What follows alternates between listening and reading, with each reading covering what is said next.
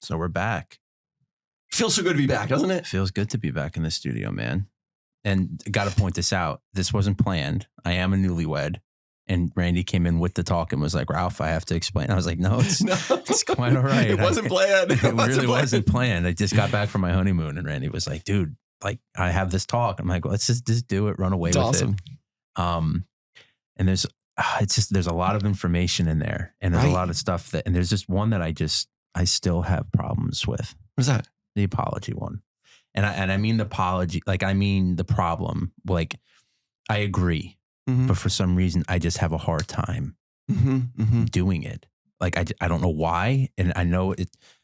And I don't know if it's an ego thing. I really don't know. There's just some things that I believe, and this will probably happen. I'm not sure at some point with it, but there's just certain things that's like, no, like if this isn't right. I don't believe this to be right. I can't apologize for something that I truly believe down deep to be wrong, right? Like if this is wrong, I can't sit here and say, oh, I apologize. Like if it's on me, this, that, and the other thing. There's such a hard. So it's one of those things, the apologies would it doesn't fix feel real, I should say. Okay. Does that make sense? Authentic? If I'm going to apologize, it's just like, oh, I'm apologizing to apologizing. I understand the value of it because it dissipates the situation. But it's also like, well, I just don't want to say I'm sorry to say I'm sorry. But then there's also that element of like, well, is it weakness? Like if I'm saying I'm sorry, it's like I'm showing a weak side. I don't know. There's a lot of ego involved. Trust me, I get it. I do. But every time the apology comes around, it's like, no, I apologize for a lot of things, but there's some things that I genuinely don't believe need to be apologized for. So I'm not going to take the hit on the apology. Sorry, God bless you. No, thank you. Am I making sense though? Yeah, but can I give you a tool to use? Absolutely. Yeah, it comes from Viktor Frankl's book, Man's Search for Meaning. He says, whenever there's something in life that you have a challenge with, the moment you express it out loud to the world around you, it vanishes. It has no power. You suck the power out of it. So the next time there's some challenging situation where you feel that, okay, this would be inappropriate for an apology, but there's this big thing inside me going, don't do it, don't do it, don't do it. What I would say is, I would go, let's pretend it's with Diana. I go, Diana, you know what I have a big challenge with? She'd go, what's that, Ralph? Apologizing. I don't know what it is about it, but I have such a challenging thing inside me about apologizing. And I know right now I should apologize, but it's just killing me. I promise you, you'll do that one time. It'll probably be gone forever. The moment you out it, the moment you out that stuff, the problem, it has no more light. Well, yeah, because the problem's not apologizing. The problem is the feeling about apologizing. So the moment you say to her, I have a problem with apologizing. I know I should do it, but there's something blocking me. The moment you get that out of you, I bet the block will be gone. It's like pulling the boulder out and just going, it's gone now. But what if the other person should apologize? It's like we said earlier, what are the odds of two people come to the exact same emotional state, the exact same moment in time? Almost zero. So when we apologize, it's only about us. Only about us. It has nothing to do with the person in front of you. And I know that sounds like, wow, it's pretty self-fulfilling, but yeah, too bad. I mean, I'm accountable for me. You're accountable for you. So I'm going to take care of me. You take care of you. All I can do is the best I can do. So if I know that I owe you an apology, I'm going to give it to you to set myself free. Sounds selfish? Kind of. But would you want to be around someone that's in their own internal prison? Probably not. Happy people are free people. Happy people have happy relationships. Happy relationships always require apologies. Always. I apologize to Mama on the way here. Really? Yeah. Because I have censuses to fill out at the winery, and everything in me wants to fill those out. But it's pretty low on the totem pole. You know what I mean? But they send some pretty threatening letters. It gets pretty mean. I'm like, wow, I got to fill this out, love. But it's like, day's coming, it's midnight. You got to go to bed, get the kids up in the morning. And I'm like, and I was expressing some frustration to her this morning about it, going, I need help. I'm like, I can't do this thing. Because it's asking questions like, how much payroll did you pay out in March of 2022? Like, the hell am I supposed to know? Wow, right? Like, don't you have this data? But they want a number there. And this stuff comes down on me. Then pretty soon, she's picking up on my frustration. And then pretty soon she's feeling it. And she's going, what, did I do something wrong? No, you didn't, love. I'm just frustrated right now. So I'm driving here going, I'm sorry, love. I shouldn't have taken that on you.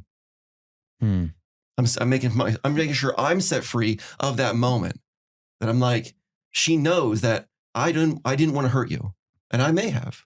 But will you accept my apology? She goes, it's all good, love. I know. I get it. There's got to be that understanding though then, right? Like for her to understand, like, I get it. Like they have to live through that moment and experience what that's like for the apology to make sense then, right? Does that make sense? Yeah. I ended this presentation with a sentence saying, when each partner in a marriage loses each other in the service of the other, they will experience the best marriage has to offer. It's unconditional at that point. Right. There's no condition, I get chills saying that because I know Tiff would do anything for me.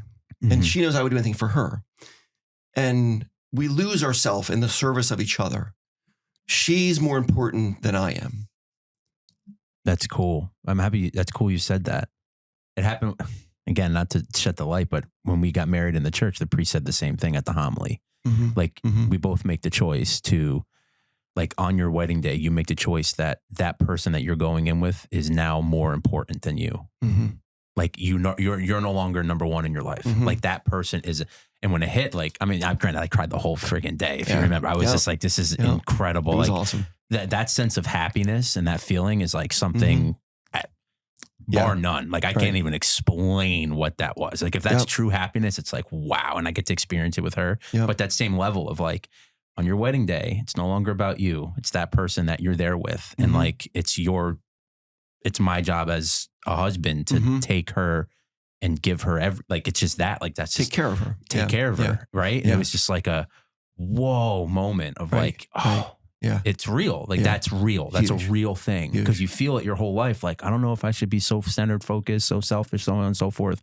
And then on your wedding day, it's like, guess what? That feeling you've been having, there it is. Like now it's true. It's come to fruition. Have fun with it. And it's like, whoa, it's a true moment. It's really cool. Yeah. Something you use the word moment, and there is a moment. You know, I've done 2 weddings now where I've, legally married people. I've done like vow renewals, but in the actual wedding ceremonies, I remember the very first time it happened, the moment I said, I now pronounce you husband and wife, the couple was married. The guy looked at me and goes, what was that? Did you feel that? It's weird. Right. It was almost like there was a flash that, again, I chills all over my body. Because I remember looking at going, what was that? Because I wasn't ready for it. But there was an instantaneous something happened in that moment.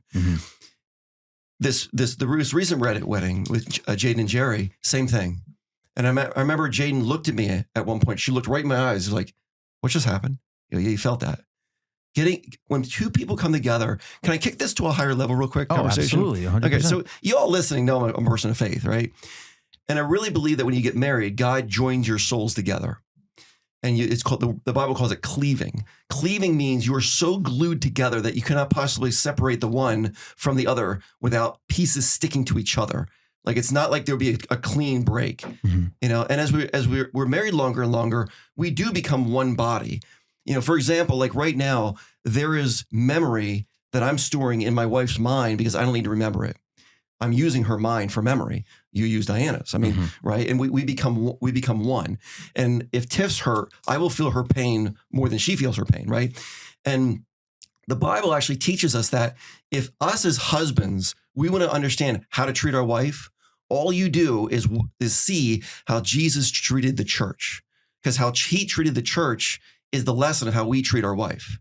He took care of the church. He protected the church. He honored the church, and it's everything about it. I mean, there's a story where people were, at one point they were having like a flea market in the church. Flipping tables. He was livid over it. He's, how dare you? And this is him protecting the church. So I take a lot of lessons of that, of how did Jesus treat the church is how I should be treating mama.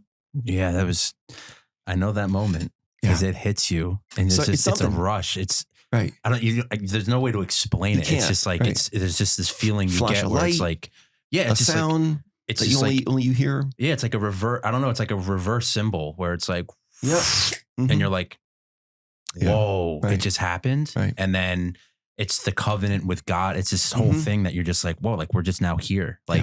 Right. It's almost like it feels like it's you and me against the world, or you, me, and God against the world. And it's so cool because then it's like, this is new. Like, what are we going to do? How can we do all the experiences that you've had and all the experiences that I had? Now they're together. How do we now take these and capitalize on them and push through life together? It's just, it's a great feeling. Everybody should get married. I love that, Ralph. I love that, twice. Ralph. I love that, Ralph. No, but you know what I mean? Everybody should get, it really is. It's a cool feeling. I'm also on this honeymoon marriage, new wed. Just got back a couple days ago. Yeah, I'm just on this marriage. What a great one to start with, right? Oh, it's incredible. Advice for newlyweds. I love it. Awesome, man. Thank you so much, Randy. Thanks, Ralph.